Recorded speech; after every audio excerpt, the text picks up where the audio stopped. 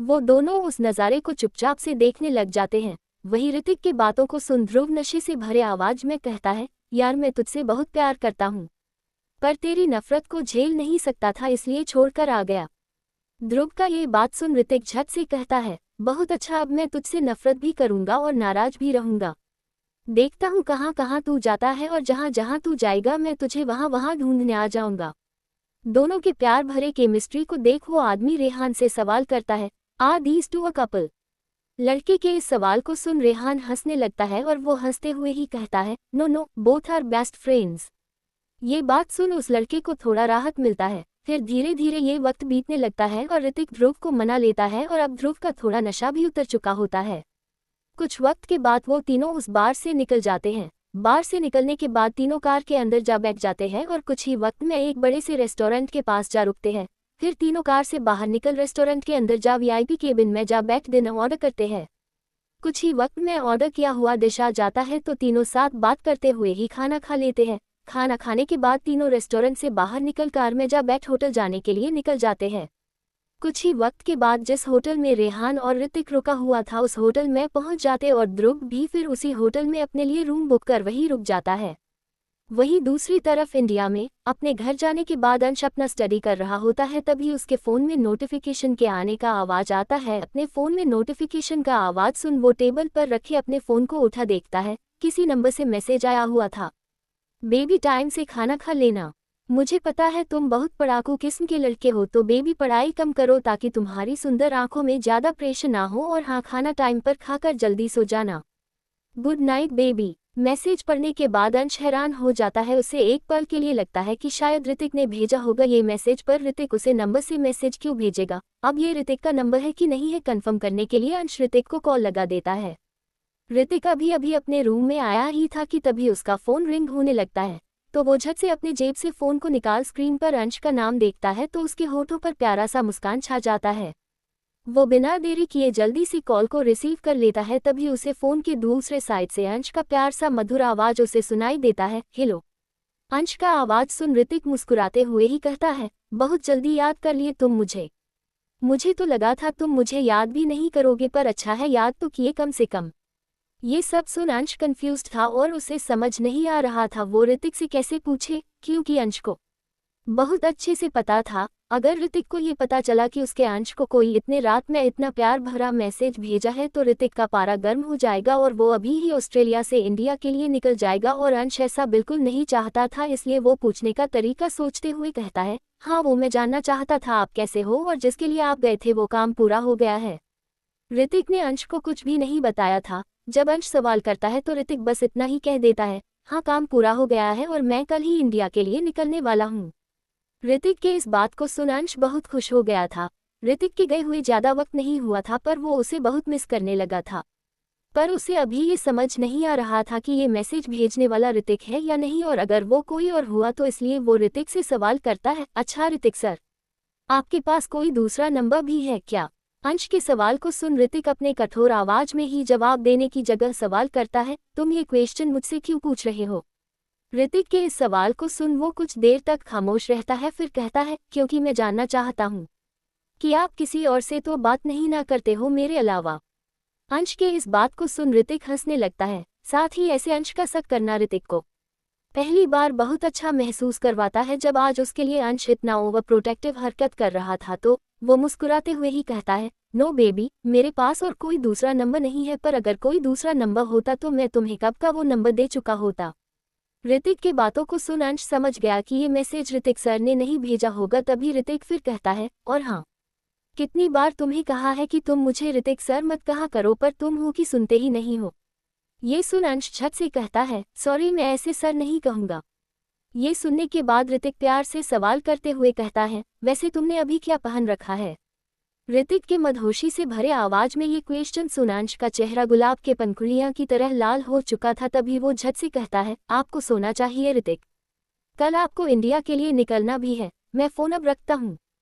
इतना कहने के बाद अंश फ़ोन रखता इससे पहले ऋतिक कहता है, मैं जो क्वेश्चन कर रहा हूँ उसका सही सही आंसर दो, नहीं तो मेरे इंडिया आने के बाद तुम्हें बहुत पछताना पड़ सकता है। ऋतिक के इस बात को सुन अंश झट से जवाब दे देता है, टी शर्ट पहना। अंश का जवाब सुन ऋतिक के होठों पर मुस्कान छा जाता है। ऋतिक फिर अंश से सवाल करता है, अंश अगर मैं भी तुम्हारे पास होता तो तुम मेरे साथ क्या करते? ऋतिक के सवाल को सुन अंश शर्माते हुए आवाज में जवाब देता है, मैं सो जाता। अंश के जवाब को सुन ऋतिक अपना मुंह बच्चों की तरह बना कहता है, अब मैं आता हूं तब देखता हूं तुम मेरे साथ रहने से सोते हो या फिर मेरे साथ कुछ और करते हो। ऋतिक के इस बात को सुन अंश झट से कहता है, मैं तो आपके साथ कुछ भी नहीं करूंगा पर शायद आप जरूर करेंगे। जब अंश ये बात कहता है तो ऋतिक झट से कहता है, देखते हैं इस बार कौन क्या करता है। गुड नाइट स्वीट हार्ट, कल मिलते हैं वो भी रात को। इतना कहने के बाद ऋतिक फोन कट कर देता है। वही अंश का चेहरा लाल हो चुका था और वो अभी से ही कल रात के बारे में सोचने लग जाता है कि क्या हो सकता है। ये सोचते सोचते उसका पढ़ाई से भी मन हट जाता है और वो उसे मैसेज के बारे में भी भूल जाता है। ऐसे ही वक्त बीतने लगता है। इंडिया में भी रात का वक्त हो चुका था। अंश पढ़ना बंद कर रात का डिनर करने के बाद अपने बेड पर जा सो जाता है। वहीं दूसरी तरफ शनाया अभी भी अपना काम कर रही थी। साथ ही वो काम करते हुए सिगरेट की कस भी ले रही थी कि तभी जानवी शनाया के लिए कॉफ़ी बना उसके पास आती है और कॉफ़ी का कप उसकी तरफ बढ़ा देती है। तभी शनाया सिगरेट पीते हुए ही अपने हाथ को आगे बढ़ा जानवी के हाथ से कॉफ़ी का कप ले लेती है और जानवी के तरफ मुस्कुराते हुए देख कहती है, थैंक यू। तभी जानवी उसे सिगरेट पीता देख कहती है, मैम सिगरेट पीना अच्छा नहीं होता है। जानवी जब इतने प्यार से उसे कहती है तो शनाया उस सिगरेट को बुझा कॉफ़ी का सिप लेते हुए मुस्कुरा कर जानवी को देखते हुए ही कही है, जब काम का बहुत ही स्ट्रेस होता है ना तो ऐसा लगता है जैसे कुछ मिले और मैं अपने दिमाग को शांत महसूस कर सकूं, तब मैं अपने दिमाग को शांत करने के लिए सिगरेट का हेल्प लेती हूं। इतना कहने के बाद कॉफ़ी को पीते हुए ही शनाया आगे फिर कहती है, तुम्हें पता है जानवी मुझे सिगरेट का लत कैसे लगा? इतना कहने के बाद शनाया जानवी की तरफ देखती है। तभी जानवी उसके चेहरे को देख समझ जाती है, वो जानना चाहती है। ये देख शनाया को पता नहीं क्यों पर बहुत अच्छा लग रहा था कि जानवी उसके बारे में जानना चाहती है। ये सोच सोच शनाया और खुश हो रही थी। फिर वह मुस्कुराते भी ही रहती है, मेरा कोई भाई नहीं है और मेरे डैड को कभी मैं नहीं बल्कि एक बेटा चाहिए था जो उनके पूरे प्रॉपर्टी को संभाल सके, पर बेटा तो हुआ नहीं और उन्हें मुझे कभी कोई उम्मीद नहीं था, इसलिए उनके उम्मीद पर खड़ा होने के लिए मैं हमेशा उनका बेटा बनने का कोशिश करने लगी और इस कोशिश में कब ईवान के साथ रहते रहते मुझे इन सब का आदत हो गया और एक बेटा बनने के स्ट्रेस में मैं कब इन सब का लत अपनाना शुरू कर दी मुझे पता ही नहीं चला। शनाया की स्टोरी को सुन जानवी को बहुत बुरा महसूस हो रहा था। वह हमेशा से चाहती थी उसके भी मॉम डेड हो, पर कोई डैड ऐसा भी होता है जानवी ने कभी नहीं सोचा था। वो शनाया की तरफ देख बहुत प्यार से कहती है, आप उनका बेटा बन गए हो तो अब आपके पापा आपसे खुश है। जानवी के इस बात को सुन शनाया उसकी तरफ देखती है, फिर उदासी से अपने चेहरे को झुका कहती है, पता नहीं, पर वो मुझसे प्यार करने लगे हैं और मेरे लिए बस इतना ही काफ़ी है। शनाया को उदास देख जानवी को बिल्कुल भी अच्छा नहीं लग रहा। उसने पहली बार शनाया के चेहरे में उदासी देखा था। वो अपने हाथ को शनाया के कंधे पर रख मुस्कुराते हुए कहती है, शनाया मैम आप उदास बिल्कुल भी अच्छी नहीं लगती है। जानवी के इस बात को सुन शनाया अपने चेहरे पर मुस्कुराहट ला कहती है, कॉफ़ी बहुत टेस्टी है। शनाया की तारीफ को सुन जानवी के होंठों पर भी मुस्कान छा जाता है। फिर शनाया टाइम देख कहती है, बहुत रात हो चुका है, तुम्हें सो जाना चाहिए। ये सुन जानवी झट से कहती है, और आप? जानवी के सवाल को सुन शनाया मुस्कुराते हुए कहती है, बस थोड़ा काम बचा हुआ है, उसके बाद मैं सोने चली जाऊंगी। तुम सोने चली जाओ। शनाया के इस बात को सुन जानवी ठीक है कह सोनी चली जाती है। धीरे धीरे ये रात बीतने लगता है। रात का 2 बजे बज चुका था। शनाया जब टाइम देखती है तो वो अपने काम को बंद कर वह भी अपने कमरे में सोने चली जाती है। कुछ वक्त में उसे नींद आ जाता है और यह रात धीरे धीरे बीतने लग जाता है। सुबह का वक्त हो चुका था। ओबरॉय मैंशन में शान का नींद खुल जाता है और वो बालकनी के पास जाकर खड़ा हो जाता है और बाहर का नज़ारा देखते हुए ही खुद से कहता है, रेहान तुम कब आओगे? आपके बिना मुझे बिल्कुल भी मन नहीं लग रहा है। तभी रूम का दरवाज़ा नॉक होता है तो शान रूम के दरवाजे को खोलने चला जाता है। जब वो दरवाज़ा खोलता है तो उसे सामने सोनाली खड़ी नजर आती है, वो भी हाथों में ट्रेले जिसमें 2 कॉफ़ी कप रखा हुआ था। तभी शान झट से उसके हाथ से ट्रेले कहता है, तू प्रेग्नेंट है तो तुझे ये सब काम करने का कोई ज़रूरत नहीं है। शान की बातों को सुन सोनाली अपने पेट पर हाथ रख कहती है, पता नहीं शान कल को क्या हो जाए, इसलिए मैं बस एक एक पल जीना चाहती हूँ। सोनाली की बातों को सुन शान की आंखें भी नम हो जाती है, पर वो अपने आंखों से आंसू गिरने नहीं देता है और बस अपने मासूम से आवाज में प्यार से कहता है, ऐसा मत बोल, अब अंदर आ, ऐसी ही बातें करती रही तो मैं तुझसे बात नहीं करूँगा। ये सुन सोनाली मुस्कुराते हुए कहती है, ठीक है बाबा नहीं करती हूँ। सोनाली ने जब ये बात कह दी तो दोनों फिर रूम के अंदर आ बैठ सुबह का कॉफी साथ पीते हुए बातें करने लग जाती है। वहीं दूसरी तरफ दिल्ली में अमर जी आज मुंबई आने के लिए निकल चुके थे। उसके एयरपोर्ट तक छोड़ने के लिए खुद धीर के दादाजी आए ही थे। कुछ ही वक्त में एयरपोर्ट आ चुका था। अमर जी उनसे आखिरी बार गले मिले, फिर दोनों एक दूसरे को बाय कर दिए। फिर अमर जी और उनका असिस्टेंट दोनों ही अमर जी के प्राइवेट जेट की तरफ बढ़ गए। कुछ ही वक्त में वो प्राइवेट जेट में जा अपने असिस्टेंट के साथ बैठ गए थे। दोनों के बैठने के बाद पायलट जेट टेक ऑफ कर दिया था।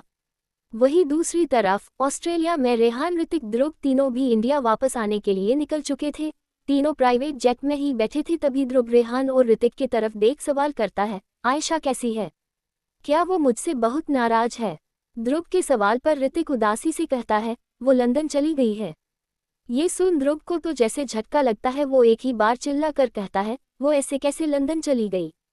एक तो मैंने लेटर में पता नहीं क्या क्या लिख दिया था। वो बस बड़बड़ाए जा रहा था, परेशान हो। तभी ऋतिक कहता है, किसने तुम्हें इतना महान बनने को कहा था? अब महान बने हो तो भुगतो। ये सुन ध्रुव अपना पप्पी फेस बना बहुत मासूम से देखा, पर ऋतिक अपना चेहरा घुमा लिया तो ध्रुव रेहान की तरफ देख कहता है, रेहान यार तू तो हेल्प कर मेरा। ध्रुव का ये बात सुन रेहान अपने गर्दन उचकाते हुए कहता है, मैं क्या कर सकता हूँ? तुमने रायता फैलाया है, अब तुम ही समेटो। रेहान का ये बात सुन बेचारा मासूमियत से बस देखने लगा। ध्रुव का चमकते आंख का रोशनी रेहान के आंखों में चुभ रहा था तो वो चिढ़ते हुए तरीके से कहता है, ठीक है, एक काम करो, तुम लंदन जाओ और क्या क्या करना है। रेहान उसे पूरा एक्सप्लेन कर दिया। तभी ध्रुव के होंठों पर मुस्कान छा गया। वही ऋतिक रेहान की तरफ देख कहता है, मेरे सामने मेरी ही बहन को कैसे इम्प्रेस करना, उसका आइडिया तुम इसे दे रहे हो? सच में फ्रेंड्स कमीने होते हैं। मेरा एक फ्रेंड मेरी बहन को पटाना चाहता है और दूसरा उसे आइडिया दे रहा है। ऋतिक की चिढ़े बातों को सुन रेहान, ध्रुव दोनों ही हंसने लगते हैं। ऐसे ही धीरे धीरे वक्त बीतने लगता है। करीबन 3 घंटे बीत चुके होते हैं। वहीं इंडिया में दिल्ली से आ रहा अमर जी का प्राइवेट जेट मुंबई लैंड हो जाता है और अगस्त्य को जब पता चलता है दादाजी मुंबई आ रहे हैं तो वो उसे लेने आ जाता है। फिर जैसे ही जेट लैंड होता है, अमर जी अपने असिस्टेंट के साथ जेट से बाहर आ जाता है। तभी दोनों को अगस्त्य खड़ा दिखता है तो दोनों अगस्त्य के पास चले जाते हैं। फिर तीनों कार के पास जाते हैं। तीनों को आता देख अगस्त्य का ड्राइवर कार डोर खोल देता है तो अगस्त्य और अमर जी पीछे बैठ जाते हैं। दोनों के बैठने के बाद ड्राइवर कार का डोर बंद कर ड्राइविंग सीट पर जाने लगता है। वहीं अमर जी का असिस्टेंट सामान डिक्की में रखने के बाद ड्राइवर के बगल वाले सीट में जा बैठ जाता है। सभी के बैठने के बाद ड्राइवर कार स्टार्ट कर देता है। फिर धीरे धीरे ये रास्ता पार होने लग जाता है। तभी अमर जी अगस्त्य की तरफ देख कहते हैं, अगस्त्य बेटा, रेहान ने तो मेरे सारे उम्मीदों को तोड़ दिया है। अब सिर्फ तुमसे मुझे उम्मीद है। अब और लेट मत करो और इस घर के चिराग का चेहरा मुझे मरने से पहले दिखा दो। अपने दादाजी का बात सुन अगस्त्य थोड़ा परेशान हो जाता है, पर अपने परेशानी को जाहिर ना करते हुए अगस्त्य कहता है, दादाजी आप ये क्या कह रहे हैं? आप तो हम लोगों से भी ज्यादा जिएंगे। अगस्त्य की बातों को सुन अमर जी के होंठों पर हल्का मुस्कान छा जाता है, पर फिर वो कहता है, अगस्त्य ये मेरा विश है, इसे पूरा कर दो और मुझे जल्दी मेरे हाथ में मेरा पोता या पोती ला कर दो। अब मैं ये काम काज छोड़कर अपने पोता या पोती के साथ खेलना चाहता हूँ। अपने दादाजी का ये बात को सुन अगस्त्य अपने दादाजी की तरफ देख कहता है, ओके दादाजी। इतना कहने के बाद अगस्त्य खिड़की के बाहर देखते हुए सोचने लगता है वो अपने दादाजी का सपना और सोनाली का जान दोनों कैसे बचाए। साथ ही उसके दिमाग में ये भी चल रहा था, आखिर वो ऐसा करे क्या जिससे उसके दादाजी रेहान और सान के रिश्ते के लिए मान जाए। सोचते सोचते ये रास्ता पार हो जाता है। फिर अमर जी का मेंशन आ जाता है। जैसे ही कार रुकता है तीनों कार से बाहर निकल मेंशन के अंदर जाने लगते हैं। अंदर आने के बाद अमर जी कहते हैं, बहू को यही ले आओ। अमर जी का बात सुन अगस्त्य झट से कहता है, मैं उसे कुछ दिन में ले आऊंगा। अगस्त्य के इस बात को सुन अपने सवाल भरे नजर से अमर जी अगस्त्य को देख कहते हैं, अभी क्यों नहीं, कुछ दिन के बाद क्यों? अमर जी के सवाल को सुन अगस्त्य झट से पर थोड़ा शर्माने टाइप एक्टिंग करते हुए कहता है, वो दादाजी आपने ही कहा ना आपको परपोता या परपोती चाहिए, तो आपको नहीं लगता इसके लिए मुझे उसके साथ अकेले रहना चाहिए? अगस्त्य के इस बात को सुन अमर जी मुस्कुराते हुए अपने पोते के तरफ देख कहता है, बेटा इसके लिए अकेले नहीं बल्कि सोनाली को कहीं बाहर लेकर जाओ, घुमाओ फिराओ। क्या जब से शादी किए हो उसे कहीं भी लेकर नहीं गए हो और बस अपने काम में बिजी रहते हो? ये सुन अगस्त्य मुस्कुरा कर कहता है, इस बार उसे घुमाने ले जाऊंगा दादाजी। ये सुन अमर जी थोड़े शैतानी तरीके से कहते हैं, सिर्फ घुमाने नहीं बेटा बल्कि। इससे आगे अमर जी कुछ कहते अगस्त्य मुस्कुरा कर कह देता है, हाँ दादाजी, आपको खुशखबरी भी मिल जाएगा। ये बात सुन अमर जी मुस्कुरा देते हैं। फिर धीरे धीरे वक्त बीतने लगा। करीबन 1 घंटा बीत चुका था, पर अगस्त्य सोच रहा था कुछ प्लान बना ले, तब रेहान और सान का बात करेगा ताकि दादाजी मना ना कर सके और दोनों के रिश्ते के लिए तुरंत मान जाए। फिर अगस्त्य खड़ा हो गया और अमर जी से कहता है, ओके दादाजी, आप रेस्ट करिए, मैं जाता हूँ। ये सुन दादाजी ओके कह देते हैं। फिर अगस्त्य वहां से जाने लग जाता है। मेंशन से बाहर निकलने के बाद वो अपने कार के पास जाता है तो उसे आता देख ड्राइवर जल्दी से कार का दरवाजा खोल देता है। फिर वो कार के अंदर जा बैठ जाता है। उसके कार के अंदर बैठते ही ड्राइवर कार डोर लॉक कर देता है। फिर खुद आगे ड्राइविंग सीट पर जा बैठ कार स्टार्ट कर देता है। कुछ वक्त के बाद अगस्त्य अपने कंपनी पहुंच जाता है। जैसे ही कार रुकता है तो वो कार से बाहर निकल कंपनी के अंदर जाने लगता है। फिर कुछ ही वक्त में अपने केबिन पहुंच अपने लेदर चेयर पर जा बैठ जाता है। फिर अपने फ़ोन को निकाल उसे गोल गोल घुमाते हुए कुछ सोचने लग जाता है। वहीं दूसरी तरफ सनाया कार में बैठी थी और उसके साथ जानवी। तभी जानवी का ध्यान कार से बाहर गुपचुप स्टॉल पर जाता है। उसका गुपचुप पर जैसे ही नजर जाता है उसके मुंह में पानी भर जाता है। जानवी को अपने ललचाए नज़र से बाहर की तरफ देखता पा सनाया भी बाहर की तरफ देखती है। जानवी को गुपचुप स्टॉल को ऐसे देखता पा उसके होंठों पर मुस्कान छा जाता है। वो मुस्कुराए हुए ही अपने ड्राइवर से कहती है, मोहन, कार साइड में कर, रोक दो। सनाया का ये ऑर्डर सुन मोहन कार को साइड में कर रहा होता है तो जानवी अपने नज़र को सनाया के तरफ देखने लगती है। तभी सनाया मुस्कुरा कर कहती है, अगर तुम्हारा कुछ खाने का मन करता है तो ऐसे चुपचाप उसे देखते मत रहो, बोलो भी मुझे। सनाया की बातों को सुन जानवी के होंठों पर मुस्कान छा जाता है। उसे सनाया धीरे धीरे बहुत अच्छी लगने लगी थी। उसने कभी नहीं सोचा था कि कोई उसका इतना ख्याल रखेगी। दोनों फिर कार से बाहर निकल जाते हैं। कार से बाहर निकलने के बाद दोनों पानी पूरी की स्टॉल में जाते हैं तो जानवी जाते के साथ कहती है, पानी पूरी, और हाँ, पानी पूरा खट्टा होना चाहिए और मसाले में बहुत झाल डालना। ये सुन वो ठीक है कह देता है। फिर जैसा जानवी कह रही थी बिल्कुल वैसा ही बना देता है। फिर दोनों जानवी की तरफ बढ़ता है तो वो झट से ले लेती है, पर जब सनाया की तरफ बढ़ाता है तो वो कह देती है, नहीं, मुझे नहीं चाहिए। ये सुन जानवी उसे सवाल भरे नज़र से देखती है तो सनाया उसके नज़रों के देखते ही समझ कर कह देती है, मैं ये सब नहीं खाते हूँ।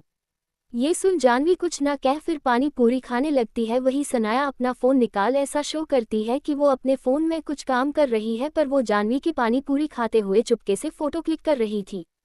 वही दूसरी तरफ कॉलेज में अभी तक क्लास स्टार्ट नहीं हुआ था तो अंश ग्राउंड में ही खड़ा हो नक्श के साथ बातें कर रहा था। तभी उसके फ़ोन में मैसेज आवाज़ आता है तो वो पाना फ़ोन निकाल अपने फ़ोन में आए मैसेज को देखता है। फिर लिखे हुए मैसेज को वो अपने मन में पढ़ता है, अपने खूबसूरत चेहरे पर धूप की किरणों को पड़ने मत दो।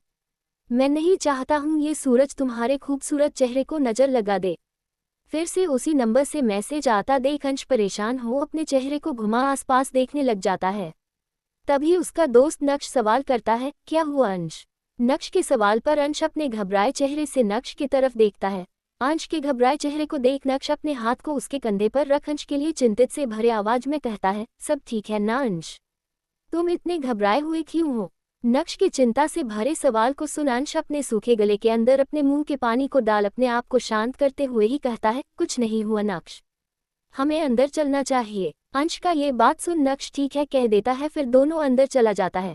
वहीं दूसरी तरफ कबीर इवान के साथ उस पार्टी प्लेस पर जाता है ताकि जिस टाइम सोनाली वो हादसा होते हुए देखी थी उस टाइम का फुटेज चेक कर सके, पर वहां जाने के बाद उसे पता चलता है इतना पुराना फुटेज डिलीट भी हो चुका है।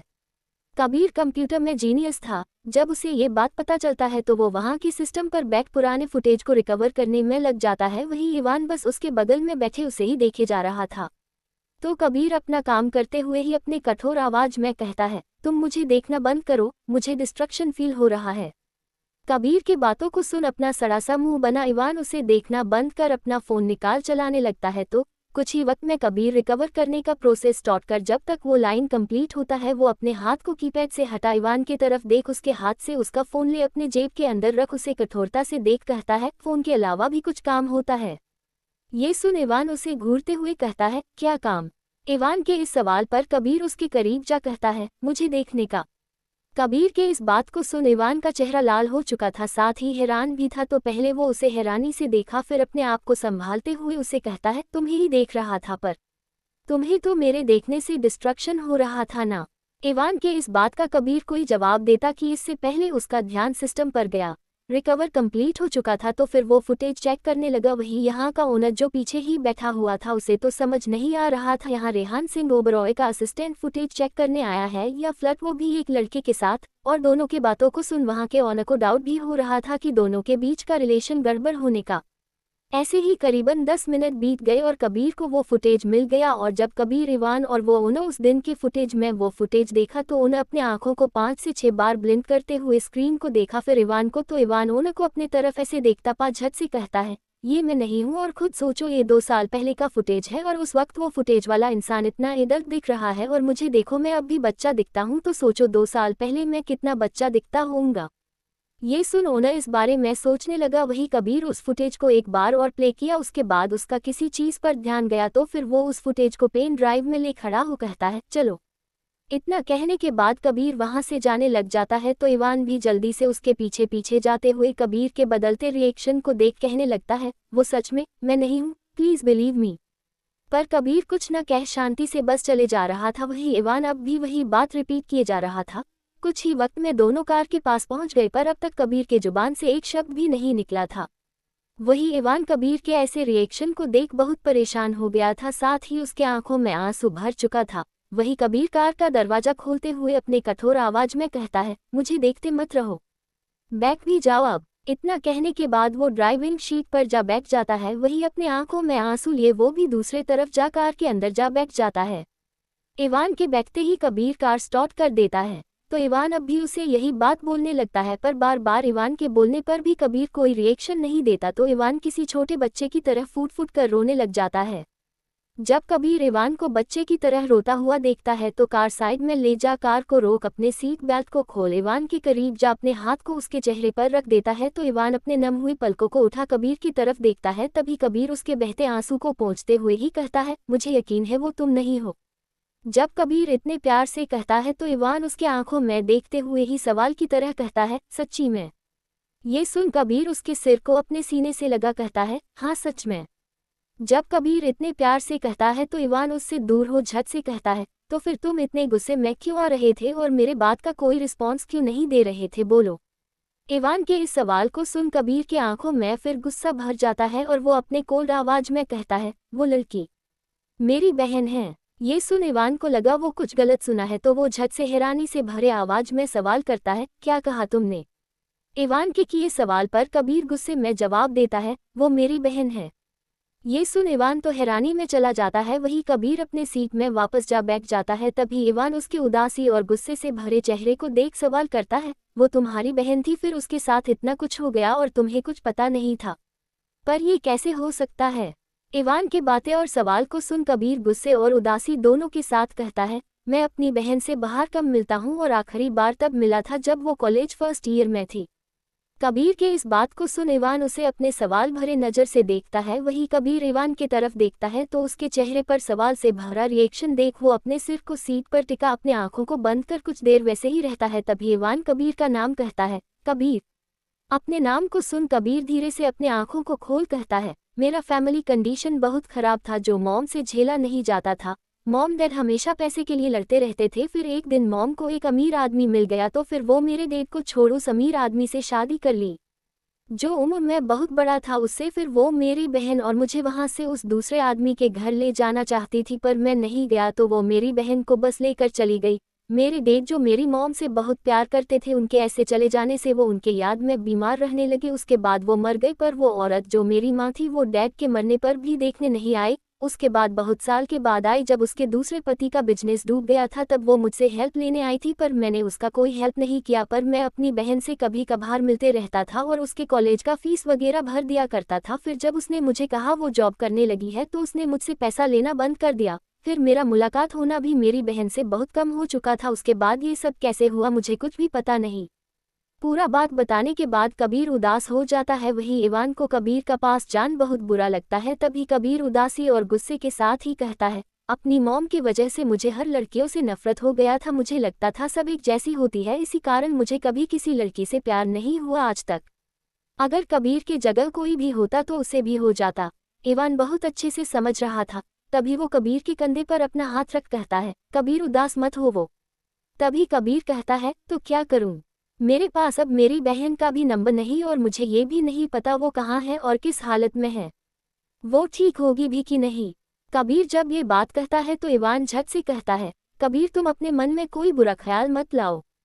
तुम्हारी बहन बिल्कुल ठीक होगी। हम लोग मिलकर उसे ढूंढते हैं, फिर हम लोगों को सच भी पता चल जाएगा।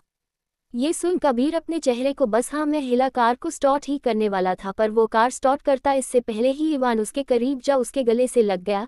इवान के ऐसा करने से कबीर को थोड़ा अच्छा लगा। वही इवान बहुत प्यार से कहता है, कबीर वो मैं नहीं था, मुझे वो मत समझना।